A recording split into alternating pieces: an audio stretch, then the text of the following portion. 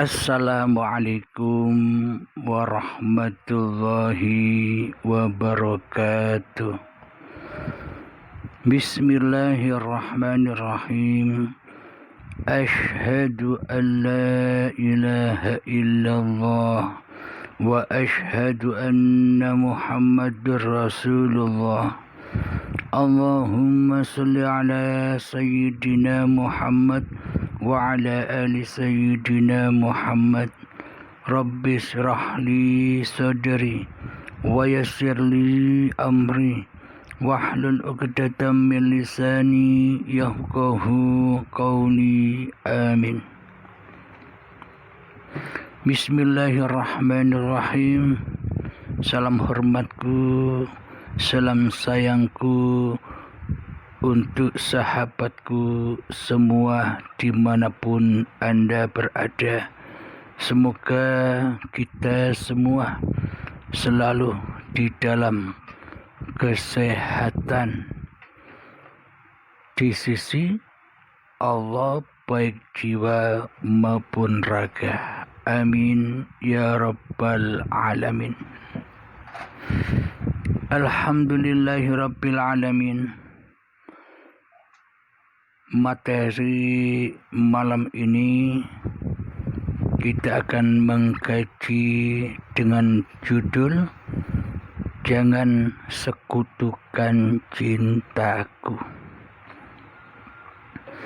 Jangan sekutukan cintaku ini, bila kita kaji secara syariatnya, maka cinta-cinta ini cintanya sesama makhluk antara pria dan wanita. Akan tetapi di sini yang dibahas dari mutasabihatnya, jangan sekutukan cintaku. Dengan dalil-dalil yang termasyhur, akan tetapi selama ini tidak diketahui, jarang diketahui oleh manusia dalil yang termasyhur ini. Akan tetapi yang mengenal dalil yang termasyhur ini hanya aulia-aulia Allah saja yang bisa memahaminya. Karena dalil-dalil menurut syariat, ya dalil yang tersurat, yang tertulis, itulah dalil-dalil di sisi manusia. Akan tetapi di sisi Allah, semua yang tercipta inilah dalilnya Allah. Semua yang tercipta inilah tanda-tanda kebesaran Allah. Semua yang tercipta inilah dalil-dalil Allah subhanahu wa ta'ala. Alhamdulillahirabbil alamin. Saya bacakan dalilnya. Bismillahirrahmanirrahim. Wahai kekasih, ku ciptakan dari tanah dan badan, ku beri nama manusia, dan pula ku perankan ke kanan dan ke kiri. Itulah sempurnaku, kau kekasihku, kau ciptaanku, kemanapun kau bersamaku. Takkan terlepas dari kasihku, tanpa aku kau tak pernah ada. Seolah saja kau berkarya karena dirimu sendiri. Seolah saja kau bicara karena dirimu sendiri, dan seolah kau jauh dariku kekasihmu. Kau kekasihku, kau ciptaanku, kemanapun kau bersamaku. Takkan terlepas dari kasihku, tanpa aku kau tak pernah ada. Jangan kau lupakan aku, kasihku. Jangan kau sekutukan cintaku.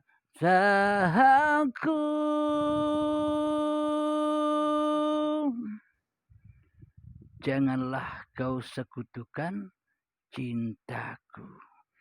Inilah pesan-pesan Allah kepada hambanya. Inilah seruan-seruan Allah sebagai Sang Khalid kepada makhluknya. Jadi jangan kau sekutukan cinta Allah dari hawa nafsu kita sendiri.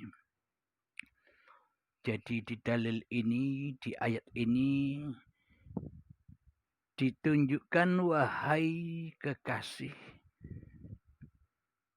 kuciptakan dari tanah dan badan. Jadi dalil ini dan di dalil Al-Quran pun sama, sinkron. Jadi manusia itu diciptakan dari tanah, sehingga dari tanah dimi'rajkan menuju badan dan diberi nama oleh Allah sebagai manusia. Karena sesungguhnya badan-badan ini takkan pernah sanggup mengakui, tak pernah sanggup berkata bahwa diriku adalah manusia bila tidak ada sang kekasih, bila tidak ada Allah, bila tidak ada hidup. Apakah kita bisa bilang, mengakui bahwa diri kita ini adalah manusia?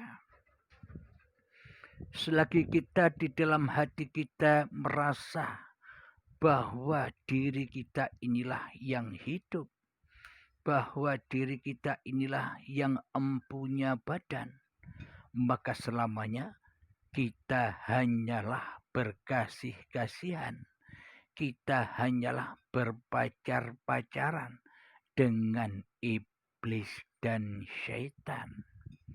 Yang mana iblis dan syaitan itu selalu menyesatkan cinta-cinta kita kepadanya, menyesatkan cinta-cinta kita kepada selain Allah.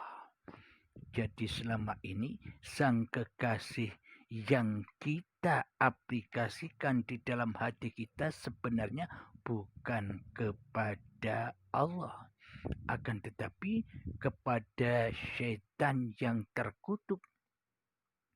Karena hati kita, karena jalan kita sudah disesatkan oleh syaitan, yang mana syaitan itu selamanya tak mau, tak rela, dan tak ridho sujud kepada Adam. Tak mau setan dan iblis itu sujud kepada manusia, sujud kepada Adam. Jadi bila digambarkan secara syariat itu seolah-olah ada sosoknya iblis, ada sosoknya manusia, dan sosok iblis diperintah bersujud kepada manusia. Kalau digambarkan seperti cerita-cerita di syariat, ya demikian. karena disyariatkan masih membayang-bayangkan cerita-cerita yang ada di dalam Al-Quran. Karena di dalam Al-Quran itu penuh syarat dengan arti yang mutasabihat, arti kiasan. Jadi yang dimaksud sosok setan itu tidak rela, tidak ridho bersujud kepada Adam itu bukan sosok-sosoknya. Akan tetapi babakan hati kita ini loh.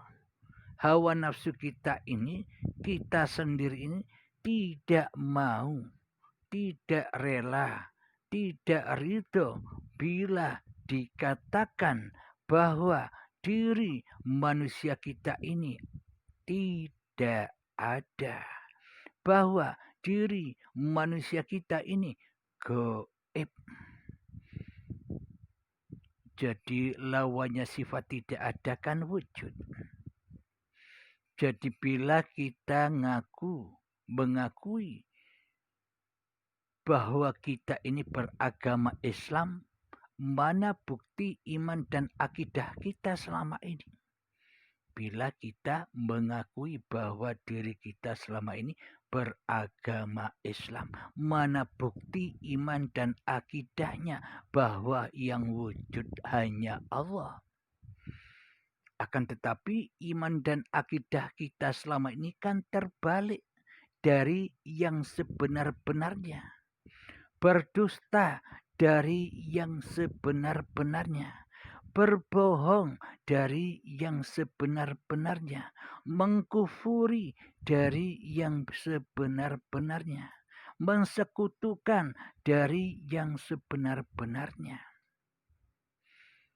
Katanya di dalam Islam itu Allahnya yang wujud sehingga bisa disembah. Akan tetapi nyatanya di dalam hati kita kebalik iman kita, terbalik akidah kita. Allahnya yang harus wujud bila kita dikatakan sebagai umat Islam.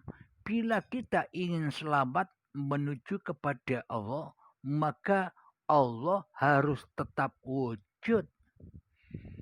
Akan tetapi bila Allahnya gaib, maka selamanya akan tersesat jalannya. Karena tak tahu kemana harus bertemu Allah bila Allahnya gaib. Karena tak tahu kemana untuk bertemu Allah sedangkan yang jadi Allah.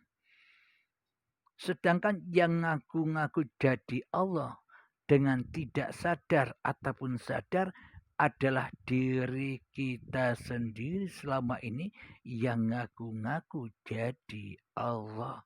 Karena butanya mata hati kita, karena gelapnya mata hati kita, karena kerasnya hati kita melebihi kerasnya batu. Maka dari itu takkan bisa menyembah manusia itu kepada Tuhannya. Takkan bisa mengabdi manusia itu kepada Tuhannya sebelum manusianya lengser dari jadi Tuhan di hatinya. Sebelum manusia itu gaib dari hatinya. Ketika manusianya masih khudur di dalam hati kita, ketika manusianya masih wujud di dalam hati kita, berarti yang jadi Allah selama ini yang wujud itu. Jadi diri manusia kita ini selamanya tak sadar bahwa kita ngaku-ngaku wujud, berarti selama ini kita ngaku-ngaku jadi Tuhan. Karena apa? Karena sifat-sifatnya Allah wujud sudah dirampas dengan wujud kemanusiaan kita. Sehingga Allahnya gaib. Sehingga Allahnya tak ada. Jadi dalil ini akan menggugah kita semua. Mari saya ulangi lagi. biar bisa bergetar hati kita merasakan ini. Wahai kekasih, ku ciptakan dari tanah dan badan. Jadi semua manusia itu adalah kekasih Allah. Semua ciptaan-ciptaan di alam semesta ini adalah kekasih Allah. Akan tetapi mayoritas manusia tidak menyadari itu semua. Mayoritas manusia lebih memilih kekasih selain Allah daripada menjadikan Allah sebagai kekasih di hatinya. Terbukti banyak berhala-berhala dunia di hatinya. Terbukti banyaknya berhala-berhala urusan-urusan dunia di hatinya. Terbukti banyaknya masalah-masalah urusan makhluk di hatinya. Jadi yang dipertuhankan, jadi yang diperhalakan di hatinya, jadi yang menjadikan salib-salib di hatinya adalah semua urusan hubbud dunya. Hubbud dunya itulah yang akan melalaikan, yang akan mencelakakan manusia kepada Tuhannya. Karena tidak menjadikan Allah sebagai pencipta, sebagai kekasihnya yang dihudurkan di hatinya. Akan tetapi selama ini kita lebih cinta menghudurkan makhluk dan dunia di hati kita. Jadi inilah bukti bahwa sesungguhnya seluruh manusia itu adalah kekasih Allah bagi orang-orang yang sudah berbaiat akan memahami ini semua. Bagi orang-orang yang sudah mati di kuburan tanah-tanah itu akan memahami ini semua. Bahwa sebenarnya dulu ketika dirinya masih hidup, oh ternyata dihidupi Allah. Oh ternyata menjadi kekasih Allah. Oh ternyata aku ini ciptaan Allah. Oh ternyata aku ini dikuasakan Allah. Akan menyadari orang-orang yang sudah mati sebelum mati atau orang-orang yang sudah rojiun kepada Allah, maka akan menyadari ini semua. Akan tetapi bagi kita yang masih gelap mata hati kita, namun bagi kita yang masih cinta gandrung kepada dunia, maka kita tidak akan bisa menyaksikan cinta-cintanya Allah. Maka kita tidak akan menyaksikan Habibullah. Kita lebih menghabibkan diri kita kepada dunia daripada menghabibkan diri kita kepada Allah. Jadi kita sendiri bisa menghisapnya, bisa menimbangnya. Kita di dalam hati kita ini Habibullah apa Habibun Nas. Jadi sebenarnya kita sudah tahu. Ketika kita sudah tahu, sadar apa tidak? Kita beranjak pindah berhijrah dari alam kegelapan menuju kepada alam yang terang benderang apa tidak? Bila meskipun kita sudah tahu tanpa berhijrah, ya sama saja. Akan tetapi bila kita sudah tahu dan bergegas berhijrah kepada fisabilillah, itulah hal yang terindah, itulah yang terbaik, dan itulah jalan keselamatan kembali kepada Tuhannya. Jadi di dalil ini meskipun kelihatannya ini lagu tapi dalil. Semua itu dalil. Semua itu ayat. Duduk kita ini loh dalil. duduk kita ini loh ayat, berdiri kita ini dalil, berdiri kita ini ayat, sholat kita ini dalil, sholat kita ini ayat. Semuanya yang ada di alam semesta ini dalilullah, ayat-ayat Allah. Maka dari itu subhanalladzi asra bi'abdihi lailam minal masjidil harami ilal masjidil aqsal ladzi barakna haulahu linuriyahu min ayatina. Jadi sesungguhnya kita semua manusia ini diciptakan ke dunia ini agar menyaksikan dalil-dalil Allah, agar bisa menyaksikan ayat-ayat Allah. Yang mana dalil Allah, yang mana ayat Allah? Ya yang ada, yang bergelar di alam semesta ini. Jadi meskipun kelihatannya nadanya lagu, tapi maknanya ini sangat syarat dengan kesadaran kita agar kita sadar bahwa diri kita ini sesungguhnya diciptakan Allah, dihidupi Allah, dikuasakan Allah. Bila kita bukan kekasih Allah, apakah kita dihidupi oleh Allah? Bila kita bukan kekasih Allah, apakah kita diciptakan oleh Allah? Bila kita bukan kekasih Allah, apakah kita dikuasakan oleh Allah? Jadi Allah menjadikan Habibullah, kekasih Allah itu adalah khalifah Allah, wakil Allah, hati yang sadar bahwa dirinya hanyalah wakil, bukan jadi ketua, hanyalah makhluk, bukan menjadi kholik. Inilah para kekasih Allah.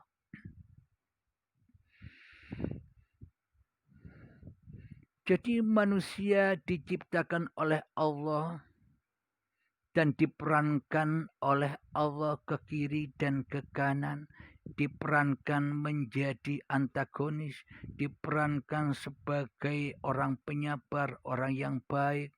Semua itu adalah kesempurnaan Allah.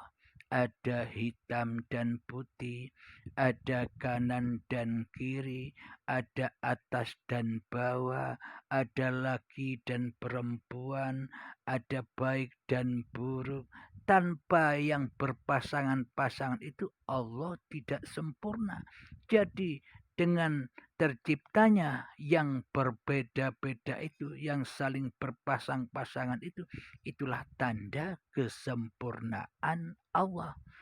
Coba bila Allah hanya menciptakan Adam saja, coba bila Allah hanya menciptakan kaum lelaki saja, kira-kira enak tidak hidup di dunia ini bila sama lakinya? Maka dari itu berpasang-pasangan itu ada laki dan perempuan, ada baik dan buruk, ada taat dan maksiat, ada hitam dan putih. Itu semua sebagai kesempurnaan Allah. Wallahu khalaqakum wa ma ta'malun.